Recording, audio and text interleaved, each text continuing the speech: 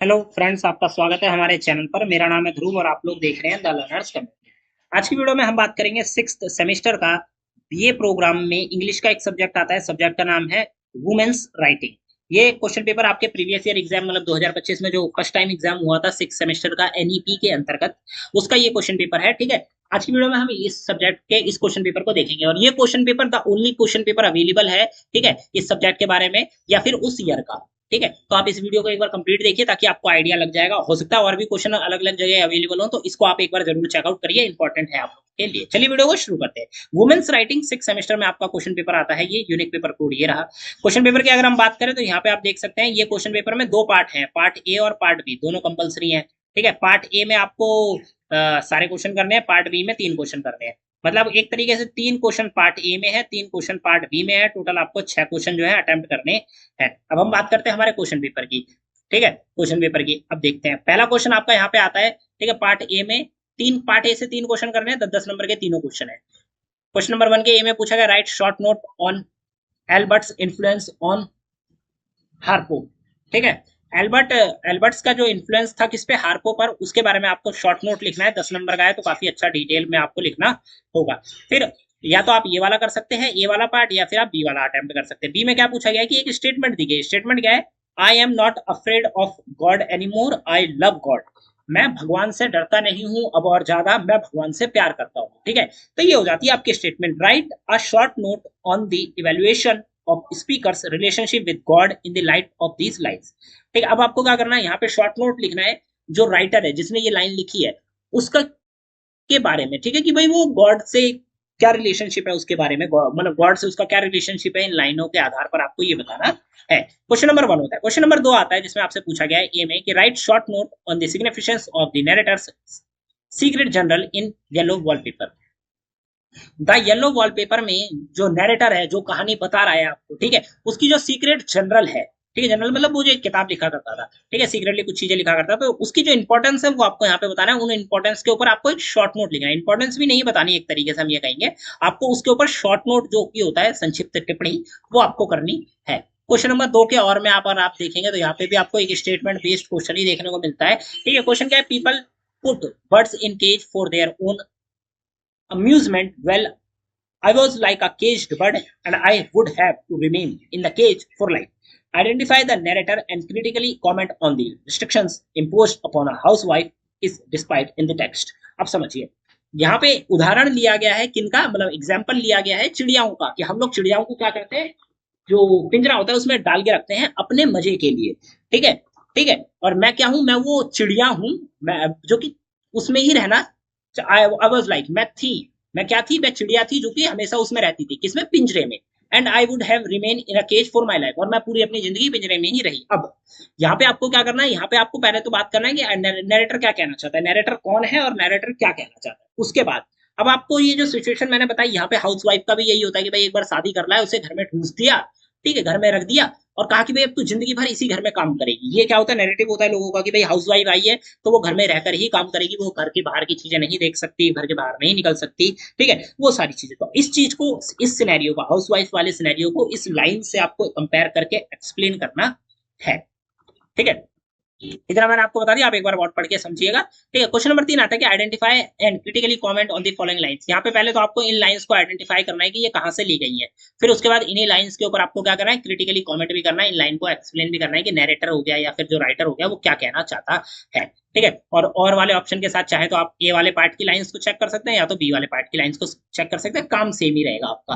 Part B आता है, हर एक क्वेश्चन 20 नंबर का आ चुका है। अब यहाँ पे आप समझ रहे हैं, 20 नंबर का मतलब आपको कम से कम 3.5-4 पन्ने तक आपको अपना आंसर राइटिंग एक्सप्लेन करना हो सकता है। क्वेश्चन नंबर 4 देखेंगे। ए में आपसे पूछा गया evaluate the role of female solidity and community in mechanism of resistance and healing in colour the colour purple. The colour purple जो है आपकी किताब में चैप्टर है। ठीक है, तो उसमें भाई जो रोल किसका है, role of female solidity and community as a mechanism of resistance and healing. ठीक है, ये आपको यहाँ पे बताना है कि रेजिस्टेंस और हीलिंग का जो उनका भाई रोल था वो आपको यहाँ पे बताना है। वुमेन का मतलब फीमेल का, how do relationship between women familial और platonic and romantic contribute to individual and collective empowerment, ये आपको यहाँ पे बताना है। बी वाले पार्ट में आपसे पूछ लिया गया कि भाई examine how Alice Walker critic colonialism and Western perceptions of Africa through Nietzsche's observation of Olinka people.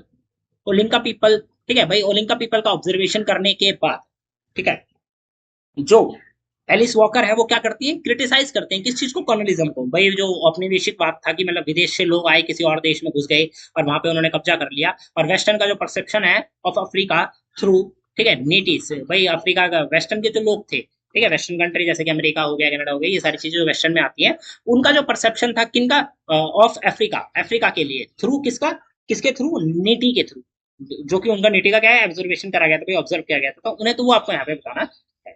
ठीक है, क्वेश्चन नंबर 5 आपका बनता है कि भाई ए में आपसे पूछा गया कि Palace poetry explore the relationship between individual trauma and collective history, particularly through Holocaust imagery। ये एक स्टेटमेंट है, explain this statement by discussing the poem.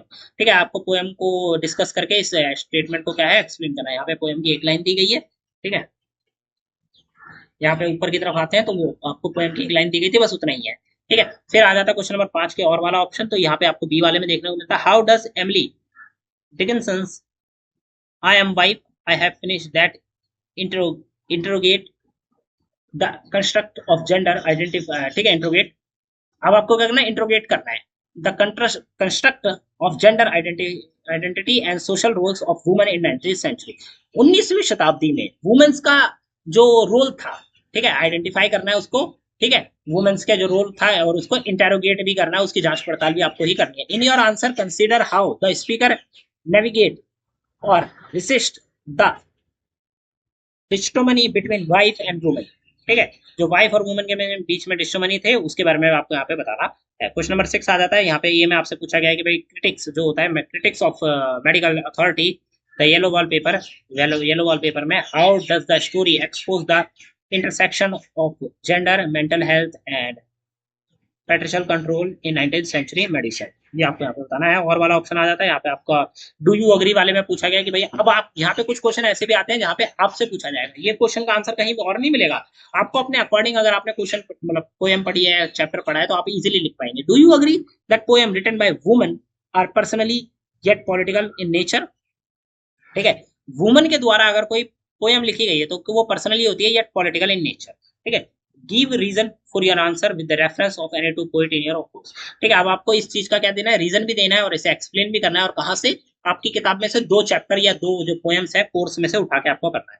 Question number 7 आता है, explore the connection between writing and gender with reference to any two text in your course. आपकी course में connection बताना है, किसके बीच में, राइटिंग के और बीच में, और जेंडर के बीच में। आपको रेफरेंस कहां से लेना है, आपकी किताब में से दिए गए चैप्टर में से।